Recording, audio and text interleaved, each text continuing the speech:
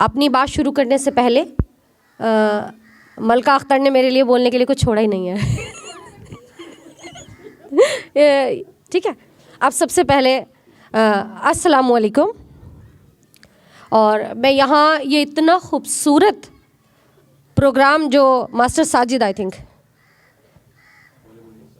मौली मुनीर साहब ने जो ये ऑर्गेनाइज़ किया है लड़कियों के अंदर बदलाव लाने का या महिलाओं को जागरूक करने का अवेयरनेस प्रोग्राम हम इसे कह सकते हैं, इसके लिए मैं इनकी तहे दिल से शुक्रगुजार हूँ कि इन्होंने मुझे यहाँ पर बुलाया और बोलने का मौका दिया। और मैं ये कहती हूँ कि मौलाना साहब जो ये काम कर रहे हैं ये इतना एक बेहतरीन काम है कि जेंट्स की इस्लाह के लिए तो जमातें जाती हैं, 3 दिन की जमात, 8 दिन की जमात, 40 दिन की जमात, 4 महीना 10 दिन की जमात, लेकिन जो लेडीज़ हैं, जो ख्वातीन हैं, जो बच्चियां हैं, उनको किसी तरीके की भी कोई जानकारी अगर वो चाहें भी तो उन्हें मिल नहीं पाती है। तो इन्होंने, मैं ये कहती हूँ, मुबारकबाद के मुस्तहिक हैं कि इन्होंने ये प्रोग्राम जोड़ा और जो है मास्टर जाहिद साहब ने ये प्रोग्राम जोड़ा और जितने भी लोग हमारे साथ लगे हुए हैं, मास्टर साजिद और जो भी मोहतरम सर और एडवोकेट इंतखाब सर, मेरी बहन मलका अख्तर और मेरी बहुत प्यारी दोस्त और बहन रूही अंजुम, जितने यहाँ पे तशरीफ़ फरमाए उन सब का यहाँ पे पहले खैर मकदम, आने के लिए शुक्रिया और बहुत बहुत अपना वक्त देने के लिए शुक्रिया। अब मैं अपनी बात को शुरू करती हूँ और मैं ये चाहूँगी कि आप लोग बहुत ध्यान से सुन रहे हैं जो बातें यहाँ पर बताई जा रही हैं। देखिए, आप स्कूल में सब्जेक्ट वाइज जो भी कुछ पढ़ते हैं वो सब्जेक्ट होता है, जब आप उसे अपनी लाइफ में उतारते हैं तो वो एक प्रैक्टिकल होता है। Is that clear? तो आप लोग जो पढ़ रहे हैं, जो पढ़ चुके हैं या स्टडी में हैं, अभी आप सब्जेक्ट में हैं और हम लोग जो कर चुके हैं या कर रहे हैं हम प्रैक्टिकल वे में हैं। तो हम आपको अपने प्रैक्टिकल का जो एक्सपीरियंस है वो आपके साथ शेयर करेंगे, ठीक है? अब सबसे पहले हम शुरुआत करते हैं सलाम से। अस्सलामु अलैकुम रहमतुल्लाहि व बरकातुहू। हम सलाम क्यों करते हैं पता है किसी को? नहीं पता।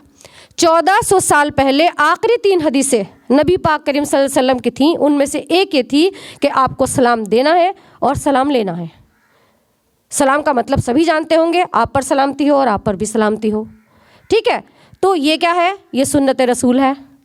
सुन्नत रसूल को जब हम कर रहे हैं 1400 साल से हम उस सुन्नत को लेकर चल रहे हैं कि हम सलाम करना है और सलाम लेना है, सलाम देना है। तो हमारे नबी पाक करीम सल्लल्लाहु अलैहि वसल्लम की और बहुत सारी ऐसी सुन्नतें हैं जो हम पर फ़र्ज़ भी है और वाजिब भी हैं। कुरान शरीफ में फरमा दिया गया है इक़रा की सूरत में कि आप इल्म हासिल करो चाहे आपको दुनिया के किसी भी कोने में जाना पड़े। तो उसके लिए दूसरा फ़र्ज़ हमारे ऊपर क्या हुआ? इल्म हम पर फ़र्ज़ है, हर औरत और मर्द पर फ़र्ज़ है। मुंतखाबा हदीस आप उठाकर अगर देखें तो उसमें हज़ारों कई सारे ऐसे किस्से हैं जिसमें आपको डिटेल में मिलेगा। बहुत सारे हज़रतों ने आप नबी करीम सल्लल्लाहु अलैहि वसल्लम से पूछा कि हमें ऐसा क्या अमल पेश करना चाहिए जिससे हम पर जन्नत वाजिब हो जाए। तो आप नबी करीम सल्लल्लाहु अलैहि वसल्लम ने फरमाया पढ़ो ला इलाहा इल्लल्लाह मुहम्मदुर रसूलुल्लाह सल्लल्लाहु अलैहि वसल्लम। हम तस्दीक करते हैं कि हम अल्लाह के बंदे हैं, वही इबादत के लायक है और नबी करीम सल्लल्लाहु अलैहि वसल्लम आपके रसूल हैं, ठीक है? तो आप फिर हज़रतों ने उनसे पूछा कि क्या ये बात हम लोगों तक पहुंचा दें कि अगर जिसने कलमा तैयबा पढ़ा उस पर जन्नत वाजिब हो गई? तो आपने फरमाया नहीं, सिर्फ कलमा तैयबा पढ़ लेने से जन्नत वाजिब नहीं है। हमारी तीसरी सुन्नत है अमल। समझ रहे ना? पहली सुन्नत क्या है? सलाम। दूसरी सुन्नत क्या है? इल्म। और तीसरी सुन्नत क्या है? अमल। समझ आ गया ना? कोई मतलब डिफ़िकल्टी तो नहीं हो रही समझने में? हाँ। और हम बीच बीच में आपसे क्वेश्चन भी पूछ सकते हैं। तो अब हमारा तीसरा वो है, उन्होंने कहा, आप नबी करीम सल्लल्लाहु अलैहि वसल्लम ने फरमाया कि अगर सिर्फ कलमे पर टिके रहेंगे तो कोई अमल नहीं करेगा। तो हमारी ज़िंदगी में जब हम दुनिया में पैदा हुए हैं तो हमारे लिए अमल सबसे ज़्यादा ज़रूरी है। हम सुन्नी मुस्लिम हैं, सुन के ईमान लाए हैं। जो ईमान हमारे पास है, जो चीज़ें हमारे पास है, वो हमें खुद सीखनी है, औरों को सिखानी है। जो दूसरे के पास है इल्म, उसे हमें खुद लेना है और सीखना है। अब अमल की बात हो रही है। जब अमल की बात हुई है तो अमल में सबसे पहला हक हम पर किसका बनता है? आप बताइए मुझे, हम पर सबसे पहला हक किसका है? हाँ, अल्लाह ताला ने तो हमें पैदा किया है, वो तो हर चीज़ का है, कुरान का भी, हर चीज़ का। लेकिन हमें पैदा करने का जरिया अल्लाह ताला ने बनाया हमारे माँ बाप। समझ रहे ना? हम पर पहला फ़र्ज़ दीन का है, ईमान का है, इस्लाम का है, कुरान का है, अल्लाह का है, वो तो है ही। लेकिन हम दुनिया में पैदा हुए हैं तो हम पर पहला फ़र्ज़ किसका है? माँ बाप का। तो जब हम अमल की बात कर रहे हैं तो अमल कहाँ से शुरू करेंगे? माँ बाप से शुरू करेंगे ना।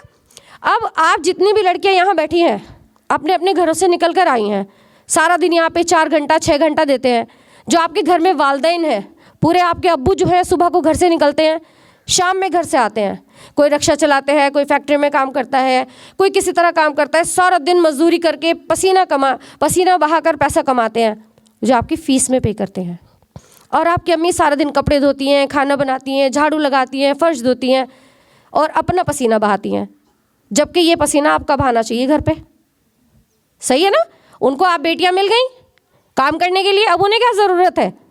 अब्बू कमा के ला रहे हैं, भाइयों को निकाल दें घर से कि अब हमारे जब तो हमारे बच्चे बड़े हो गए, 12-15 साल के हो गए, 20 साल के हो गए, बेटे को भी मजदूरी पे लगाओ और बेटी को झाड़ू बर्तन में लगाओ। अब हमें पसीना बहाने की क्या ज़रूरत है?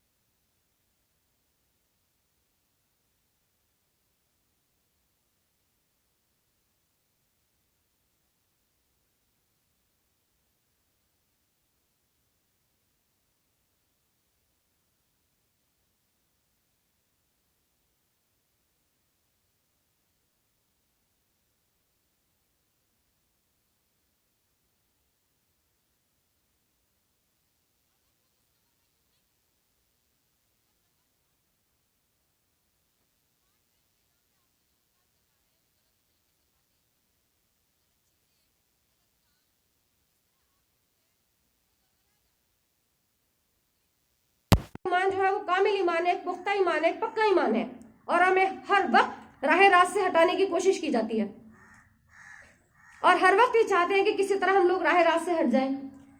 आप समझे 2.5 लाख रुपए का टारगेट रखा गया है कि आप अगर एक लड़की को वर्गलाकर हमारे पास ले आएंगे तो आपको 2.5 लाख रुपए मिलेंगे। और आपको क्या करना है, उस लड़की को अपने प्यार के झांसे में फंसाना है। जैसे अभी एक लड़की स्पीच में बोल रही थी, आपको दोस्ती का हाथ बढ़ाना है, शादी का झांसा देना है, सरकारी नौकरी का झांसा देना है। इस तरह का काम करते हुए आपको 2.5 लाख रुपए मिलेंगे। बस आपको एक लड़की लाकर मेरे पास छोड़नी है। और आप वेबसाइट उठाकर देख लीजिए, हिंदुस्तान की कई हजार लड़कियां इस टाइम गायब हैं। नेट पे सर्च कर सकती हैं, माशाल्लाह सब तालीम याफ्ता है, पढ़ रही हैं। कोई ऐसा नहीं है जो किसी चीज की कहां गई, कोई नामो निशान नहीं है। गायब होने का तरीका, कोई आपको घर से तो उठा के ले नहीं गया। किसी भी थाने में इस बात की रिपोर्ट नहीं लिखवाई गई कि मेरी लड़की गायब है, और कई हजार लड़कियां गायब है। तो कहां गई आखिर? घरों से निकलकर तो वो खुद गई। भेजा किसने? मोबाइल फोन ने, क्योंकि मोबाइल फोन पर राब्ते होते हैं। मोबाइल फोन पर कहते हैं कि जो आओ तुम अपना घर छोड़ के मेरे पास चली आओ। वो लड़की अपनी मर्जी से अपना घर छोड़कर उस मोबाइल के जराये से वहां पहुंचती है, और वहां पहुंचकर वो 2.5 लाख रुपए के बदले 5 लाख रुपए में बेच दी जाती है। और बेचकर कहां जाती है कुछ पता नहीं कहां जाती है। तो अल्लाह ताला हम सब पर रहम करे। हमारी इज्जतों और अजमतों की हिफाजत हमारी अपनी खुद की जिम्मेदारी है, जो हम पर बनती है। अब आप एक बेटी हैं, तो बेटी होने के नाते आप पर 3 लोगों का फर्ज है, अपने अपने घर का, दीन का और अपने ससुराल का। देखिए ये टॉपिक थोड़ा सा अलग है, लेकिन फिर भी मैं यहां कहना चाहूंगी, क्योंकि माशरे में इस टाइम इसकी भी बड़ी दिक्कतें चल रही हैं। हमारे माशरे में ओल्ड एज होम जैसी कोई चीज का भी जिक्र कहीं नहीं है। और यूं कहते हैं, हम लोग इस बात को इकरार करते हैं और मानते हैं कि जिसका कुरान में जिक्र नहीं है, तो हमारी इस्लाम के तहत मुसलमानों की जिंदगी में उसका कोई जिक्र नहीं है। तो ओल्ड एज होम क्यों बन रहे हैं? इसलिए बन रहे हैं कि जब लड़की अपने घर में रहती है तो सोचती है कि मेरे अब्बू की खिदमत हो, मेरी अम्मी की खिदमत हो, मेरे भाई को खाना टाइम पे मिले। और जैसे ही उस लड़की की शादी हो जाती है, शादी होते ही वो सोचती है कि मैं किसी तरह अपने शौहर को लेके अलग हो जाऊं। अपनी सास के साथ लड़ती है, अपनी नंदों के साथ लड़ती है। क्या ये ठीक बर्ताव है? अगर यही सब कोई लड़की आकर आपके घर में आपके भाई से भी शादी करेगी, वही सब काम आपके घर में आकर आपकी भाभी अपनी अम्मी अब्बू के साथ करे, आपके अम्मी के अब्बू के साथ करे, तो कैसा लगेगा आपको? बहुत बुरा लगेगा ना। तो ऐसा क्या चेंज आता है कि शादी करते ही लड़कियां ये सोचती हैं कि जिस घर में मैं जा रही हूं उस घर का तहस नहस करना है। यहां जिम्मेदारी बनती है हमारे यहाँ माशरे में, जो बार बार जिक्र आता है ना कि बहुत सारी महिलाएं, अब आप किसी भी कचहरी में जाकर देख लीजिए, 80% केसेस जो है वो महिलाओं के हैं। और महिलाओं का उत्पीड़न होता भी नहीं है, फिर भी महिला उत्पीड़ित लिखवा दी जाती है। सिर्फ कारण क्या होता है? कारण ये होता है उसे सास और नंदों के साथ रहना नहीं है।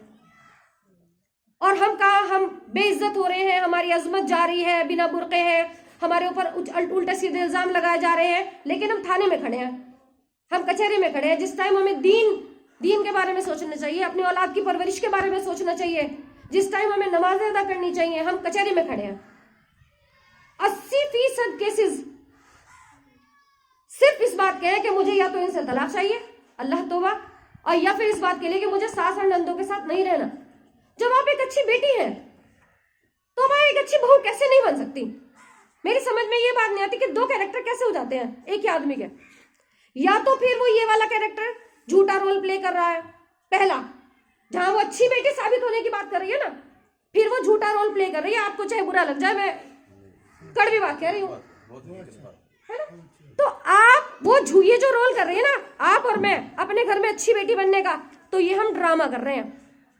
असल में तो ये हम है ही नहीं। असल में तो हम वो है जब हम बहू बनेंगे और सास के नाक में दम करेंगे और नंदों को जीने नहीं देंगे, वो हमारा असली रोल है। तो डबल रोल क्यों?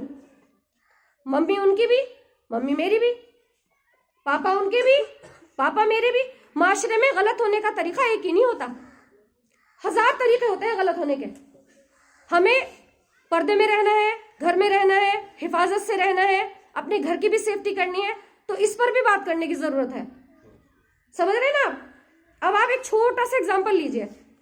आप लोगों ने एक पेड़ लगाया छोटा सा, उस पेड़ को 25 साल 30 साल सींचा, और आज वो क्या बन गया? पेड़ बन गया। छोटा सा पौधा क्या बन गया? और वो बहुत लंबा सायेदार घना बन गया है, उसमें फल आने लगे हैं, और आपके पास कोई आए और ये कहे मैं इसे काट के अपने बागीचे में ले जा रहा हूं, आपको कैसा लगेगा? सच ईमानदारी से बताइए कैसा लगेगा? कितना बुरा लगेगा। आप ये सोचोगे 30 साल तो मैंने दे दिए, 25 साल तो मैंने बर्बाद कर दिए, और ये कह रहे हैं मैं इसे काट के ले जा रहा हूं। सेम वही कंडीशन लड़के की होती है।